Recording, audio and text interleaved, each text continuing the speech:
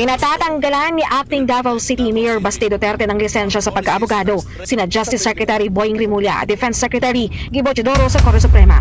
Expected yun, kaya nga forum shopping na ito. It's forum shopping. The administrative aspect of the case in the light with the fact that they are public officers. So as you can see, there is no forum shopping. Hindi lang naman nagtatapos kay Saldi ko yan, sang katutak pa ang damay-damay dyan. Yun nga ang problema, hindi ko maintindihan yung Blue Ribbon ngayon kung tutuloy pa. Dahil yung balita, itutuloy, papatawag daw si Martin sa si Saldi, na parehong palagay ko, wala na dito sa ating bansa. So disrespecting the budgetary process of this body is a clear case of disrespect of our Constitution. And in due time, I will move for the decrease in the budget of the Office of the Vice President. Nag-usap-usap kami sa mga kaibigan at kaalyado. Usapan namin, hindi na tayo papayag na babawasan pa yung budget ng OVP kasi may insinuations kanina na babawasan pa nila yung budget. O, hindi na tayo papayag. 2 taon na yung binawasan eh. So we will do our best to fight for the budget of the OVP. Dadagan ang Dito News Update.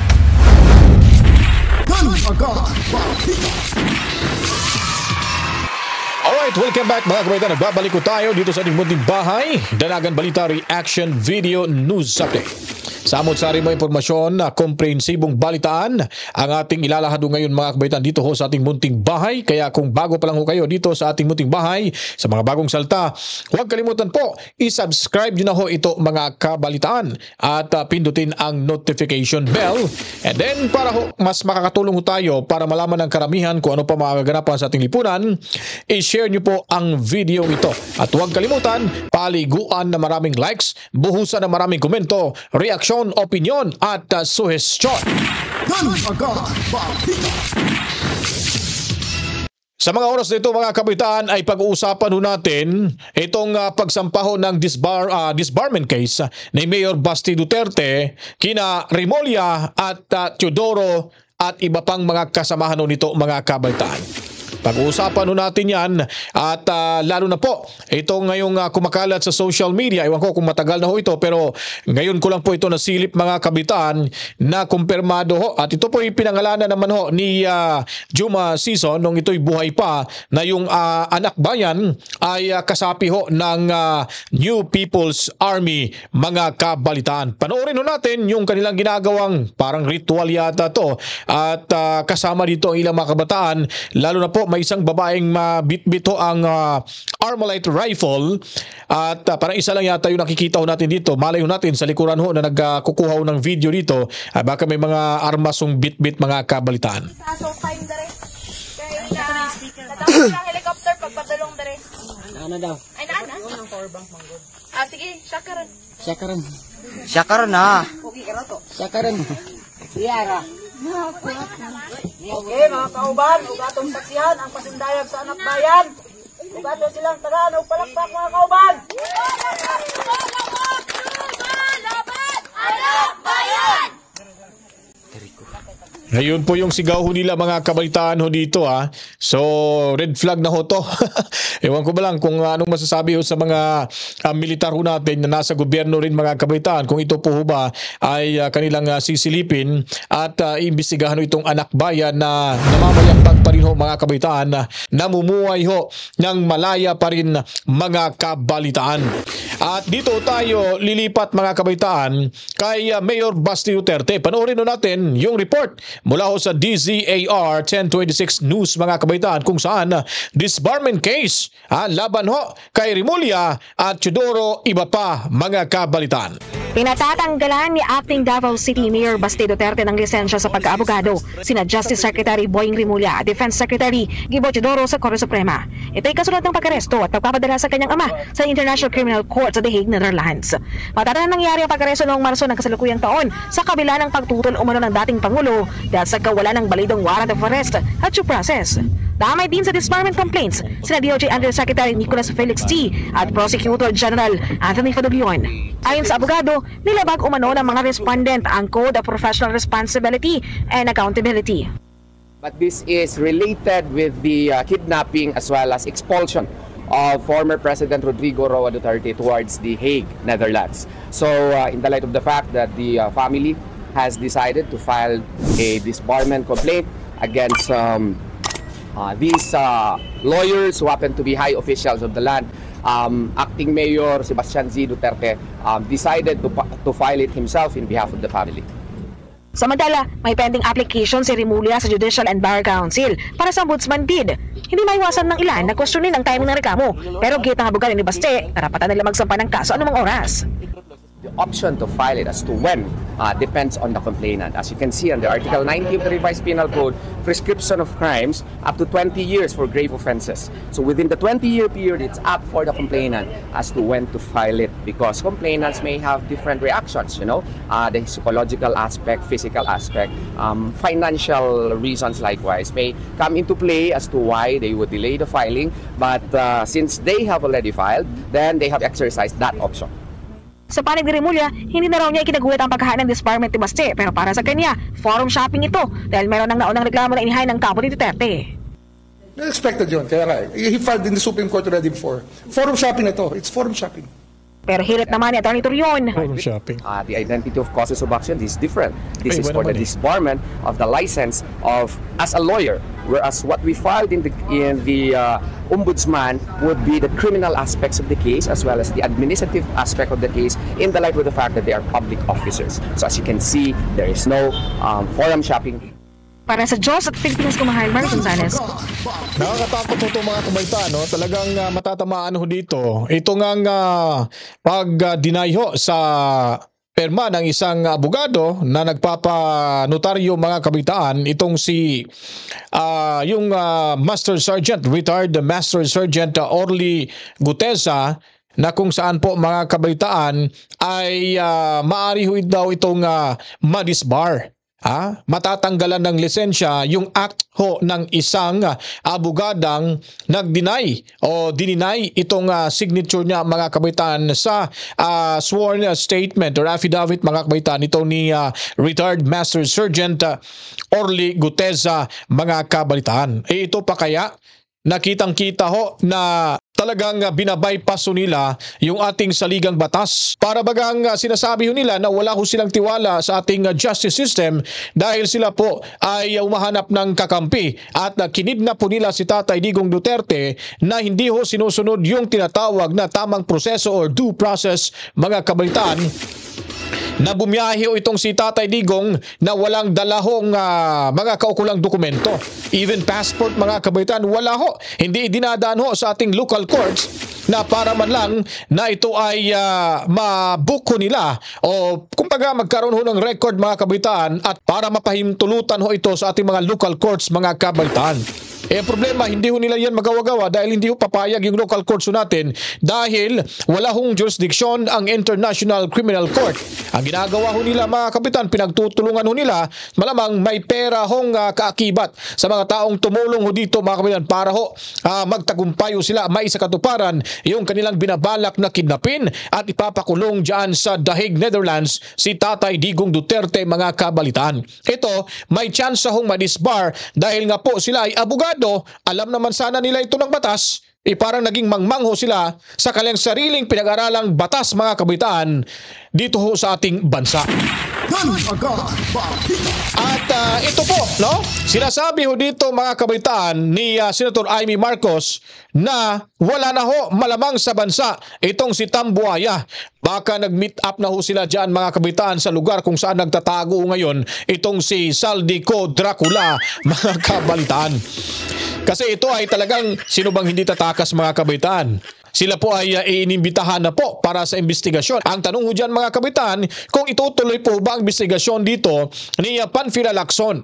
Dahil alam naman ho natin na ito ay tuta rin mga kabalitaan ng administrasyon. At yung administrasyon ni Bongit ay pinsan niya po itong nasangkot sa pagnanakaw sa pera, bilyong-bilyong pera mula sa kaban nating gobyerno na kung saan ginawa niyang front lamang. Posible ho itong si Saldi Dracula ko mga kabalitaan. At ayon pa ho dito ay parang tumakas na ho itong si Martin Tambuaya Romualdez mga kabalitaan. Ito po, pakinggan ho natin dito. Yung bonging out, bonging in na bilang reaksyon mo nga doon sa pagbitiw ni Martin Romualdez bilang Speaker of the House, gusto ka naming hinga ng reaksyon dito kasi doon sa direktang pagkakadawit na dito kay Martin Romualdez ni Orly Gutesa, no? Doon sa hearing po sa Senado, at ngayon ipasasabina na rin ng Independent Commission on Infrastructure. Reaction po. Okay. Syempre hindi ako nagulat dahil kailan ba yun? Yung may video kami ni VP Sara na tambalos-los. Don't be afraid of tambalos-los. Nako, May pa yata yun. Mga yun ba yun? Noong 2023. Katagal-tagal na eh. Kasi alam naman natin, di nagtagal yung lab team ng unit team. Talagang isang taon pa lang eh. Talagang umpugan na. Dahil nga kay tambalos-los / Bonjing. Kaya ayun. Yun ng Kim Bonjing, the great leader. Nakakaloka. Tapos, yun nga, si Bonji D, mabait kasi yon at mahusay. Sana kayanin niya. Baka naman sobrang bait. Hindi niya kayanin ang mga buhaya na naganap ngayon. Pero senador ka na nung 19th Congress, Senator Amy, kung saan naganap nga itong grabe, ang bilyon na budget insertion at tinagurian nga na most corrupt budget yan sa kasaysayan ng Pilipinas. What do you know? Na ito, yung... Yes, kung maalala nyo, yung 2024, nagwawala na ako tungkol sa budget. Pagkatapos ng 2025, nung December last year, hindi ako pumirma kasi parang, sabi ko, tigilan na ito, puro naman photo op lang kami sa BICAM. Tapos nagugulat na lang kung anong lalabas yan sa BICAM. Hindi tama ang proseso yan. Kaya hindi ako pumirma, hindi ako umattend ng BICAM. Sabi ko, kalokohan to. Pipicture lang kami, pipirma kami, tapos papaltan ninyo lahat. Sangkatutak na, ano ba tawag? Depende kung sino. Insertion or institutional amendment. Basta todo cambio. Makainis na eh. So Senator Amy, sa mga pagdinig po ng Senate Blue Ribbon Committee, tsaka yung maski na iilan lang yung nangyari po sa House of Congress, I'm just going to ask your opinion. Yung mga nabanggit na mga pangalan, were those the names that you were expecting? Were there revelations there? Or are there names that you're expecting pa? Your personal assessment po sa mga pangalan po na ngayon ay naisiwalat na? Ang dami-dami pa dapat na pangalan kasi talaga nagkakagulatan. Hindi lang naman nagtatapos kay Saldi ko yan, sangkatutak pa ang damay-damay dyan. Hindi ko maintindihan ngayon, nagkakaturoan, biglang yung mga senador na. Kaya nakakagulat. Ang dapat talaga dito, talagang buwagin ang buong sistema. Ang ating mga congressman, kung sino ba dyan, ang mga bumibira ng budget, alam naman natin yan, yung mga senador, kung dawit ba talaga. Pero itong nangyayari na nagkakaturoan, taguan, tapos ramdam namin na hanggang saldi ko lang eh. Parang pinagbakawalan na aakyat pa sa dapat akyatin. Yun nga ang problema, hindi ko maintindihan yung Blue Ribbon ngayon kung tutuloy pa. Dahil yung balita, itutuloy, papatawag daw si Martin sa si Saldi, na parehong palagay ko, wala na dito sa ating bansa. Pero, ang balita naman kagabi, mag-i-issue na lamang ng partial report ng committee pagkat hindi na daw mag-hearing ang Blue Ribbon. Hilo na nga kami. Hilong-hilo na po kami kahit kay Senator Ping Lacson. Dahil sabi niya, kasalanan daw ng mga senador. Naku, ano ba ito? Turuan na ng turuan. Samantalang lahat daw insertion. Trabaho naman namin yun. Pag pinasok ng presidente yung budget, isa-isahin namin yun. Siyempre, may mga amendment dyan, papaltan. Maraming request yung mga department. Laging kulang ang mga LGQ. Maraming humihingi. So ibig sabihin dito mga kabaitaan, itong si Romualdez kasi hindi na nagila po natin, di rin nagpapakita sa media at iwan ko lang kung malamang yung kasamahan niya sa party list ay yun lamang nakakalam. Lalo na itong si Nugnog, si Damulag mga kabaitaan na si Asidre. Right hand niya po yun mga kabaitaan. Naalala niyo po ba nung pumunta sila sa isang simbahan? Bit-bit ito ni Tambuaya mga kabaitaan ang isang maitim na bag at inabot niya sa isang pari at binasbasan, binindisyonan sila mga kabalitaan. Ano kayang bindisyon ay binigay dito sa pari? Baka sinabi sa isipan nito na sana tuloy-tuloy pa ito yung maitim na bag.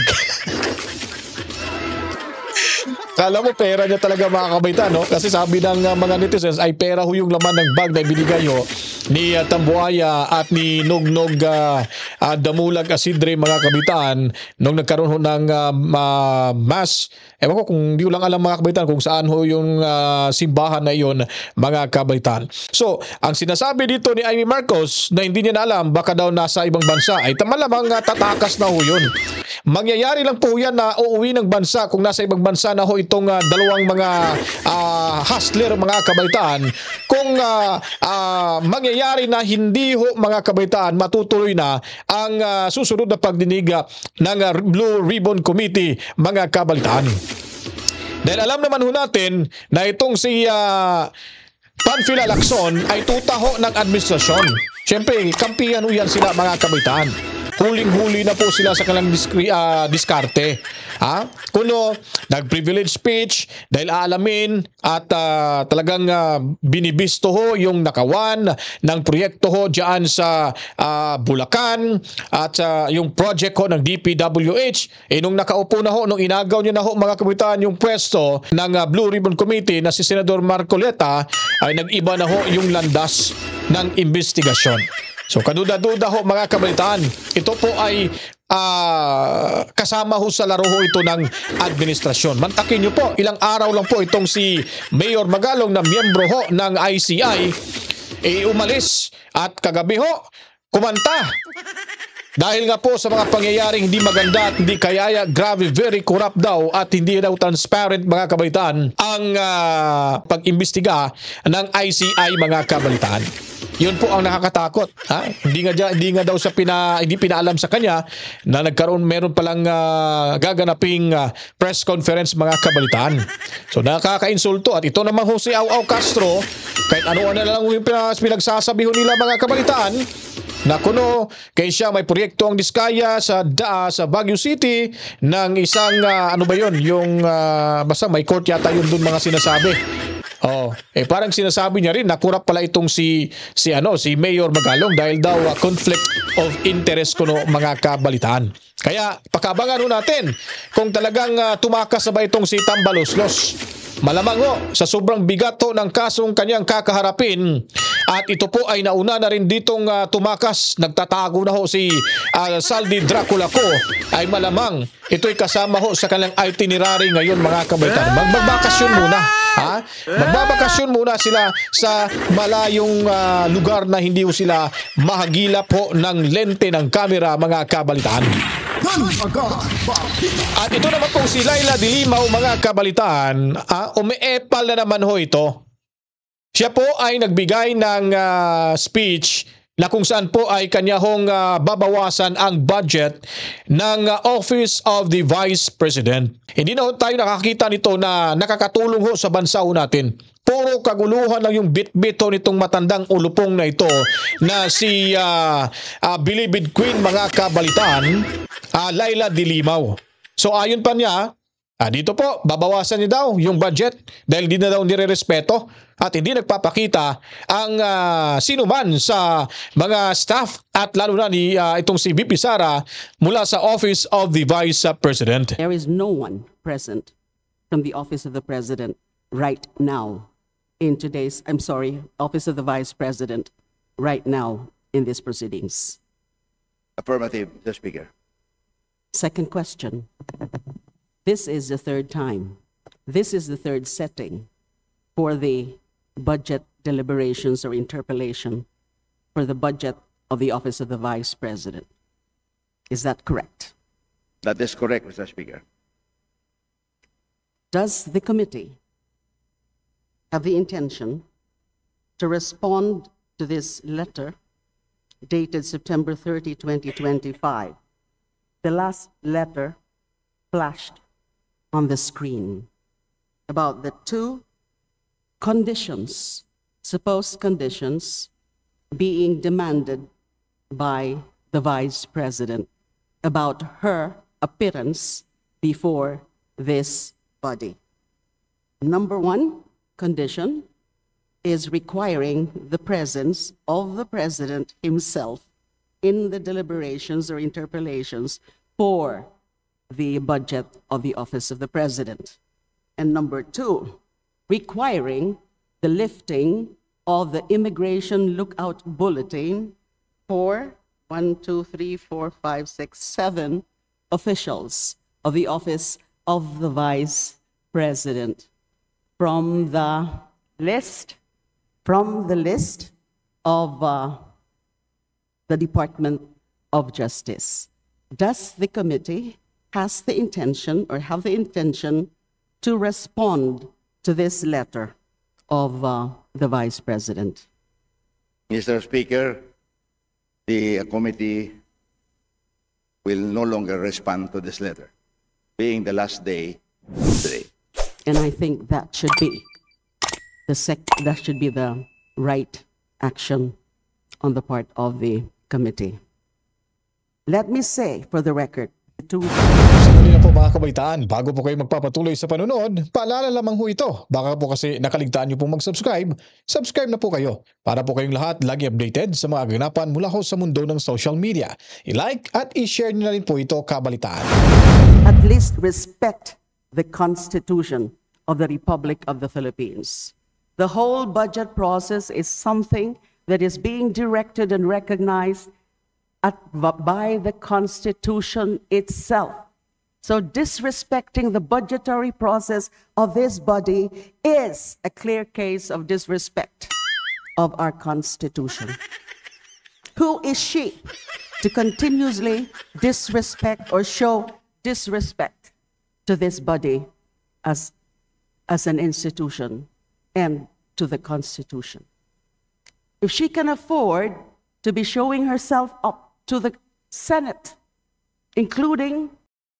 So dito guys, parang yung tono niya dito, parang pinagsisilusan niya si VP Sara Duterte dahil nga pabor-pabor, dahil itong si VP Sara ay nagpakita ho sa Senado, samantalang ito ay panahon na sana na magpakita rin ni VP Sara diyan sa plenaryo ng Kongreso ng Kamara, ay wala ho silang nakikitang anino at para balagang in-Indian ho sila dito ni Sara Duterte. Dahil alam naman ho natin na walang patutunguhan ho ito, away lang at pamumuna lang ho, lalo na ho pag itong si Laila de Lima, mga kabitaan, na sa panahon ng kanyang tatay na si PRRD ay nakulong ito ng mabahabang panahon, mga kabalitaan. Kaya revenge itong mangyayari. May revenge na mangyayari at ang mangyayari lamang ho, sagutan lang, bastusan lang, mga kabalitaan. Kaya alam naman ho natin si Sara Duterte, hindi ho ito magpapatalo. Simple ho ito mambastoso sa kanyang kausap na nambabastos rin sa kanya, mga kabalitaan. Being there and applauding the former Senate President in his privileged speech, which is definitely not part of her mandate as the Vice President, why can't she not spare a few moments of her time attending to her official function as Vice President to defend the budget of her office? Enough is enough. Enough of her brattiness. So, I rise today to manifest my extreme displeasure about the behavior of our Vice President. And in due time, I will move for the decrease in the budget of the Office of the Vice President. Okay, so dito na lang ho, puputulin na lang ho natin kasi nga mula ho sa kanyang bibig ay babawasan niya daw yung budget ng Office of the Vice President. Ang tanong po ba natin dyan, mga kabaitan, kung siya ba ay magtatagumpay sa binabalak? Dahil nakikita ho natin yung sa 20th Congress ho ngayon, yung chairman ho dito, bago ho, na itong si Alvarez, if I'm not mistaken, nakita ho natin na straightforward din ho ito at para bagang imposible hong mangyari ang binabalak ko dito ni Laila de Lima, Bilibid Queen, mga kabalitaan. Dahil nga po si Congressman Ungab, isa na rin ho dito ang haharang sa kanyang binabalak. At hindi ho talaga ito magtatagumpay dahil ito po ang ipinangako ni Congressman Ungab na hindi ho sila magwawagi muli sa kanilang maitim na binabalak para ho sa pagkaltas o pagbawas sa budget ng Office of the Vice President. Ito po ang naging laman ng pahayag ni Congressman Ungab nang ito po'y nakapanayam ng programa ho sa DZAR 1026 News mga kabalitaan. Actually, nakaschedule the other day pa yung OVP. Then nagsulat siya na she cannot personally attend, so papadalan niya yung kaniyang representative. Si Yusek Sulaika Lopez is on leave, so yung officer in charge sa kaniyang opisina is Asek Limuel Ortunio. So I don't know kung bakit humihingi sila ng USEC na mag-represent, but the Asek is also the OIC, no? But nung latest kanina, I was not following kasi busy ako sa ibang budget. I heard that VP Sara was not able to attend, and she said that yun na nga, kung nire-require yung attendance niya, why not yung iba din? Bakit hindi nire-require? At saka may request siya na dapat i-lift yung parang travel ban sa kanyang mga OVP staff, which was ginawa noon sa time ng PADCOM hearings. So medyo humaba yung discussion. Nagsalita yung dalawang congressman. Then saka na ako nag-manifest din. There was an insinuation kasi na bababa na naman yung budget niya. Sabi ko, 2 times na nagbaba ng budget ng OVP. 2024 at 2025 budget. Then hindi pa nga siya nabigyan ng parliamentary courtesy nung last year. So I tried to voice that. Pero yung pinaka-point ng aking manifestation is we should get the respect of the people. Dapat respetuhin nirespeto din dapat yung ating budget nung 2025 budget kasi i-bring up ko na naman yung mga anomalya sa 2025 budget.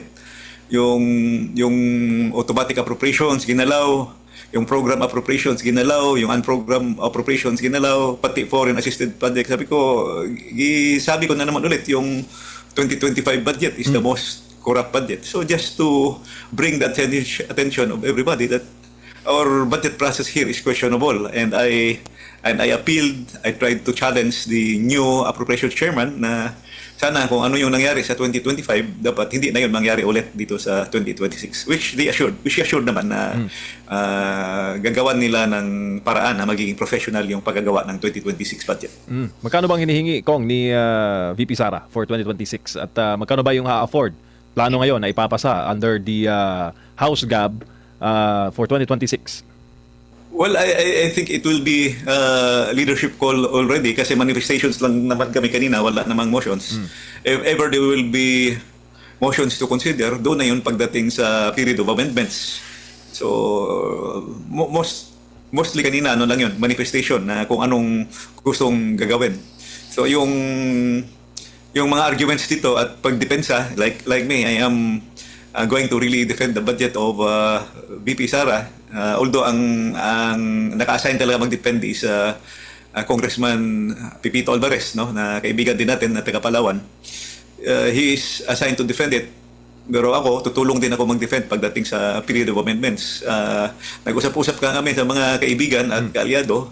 Usapan namin, hindi na tayo papayag na babawasan pa yung budget ng OVP kasi may insinuations kanina na babawasan pa nila yung budget. O, hindi na tayo papayag. 2 taon na yan binawasan eh.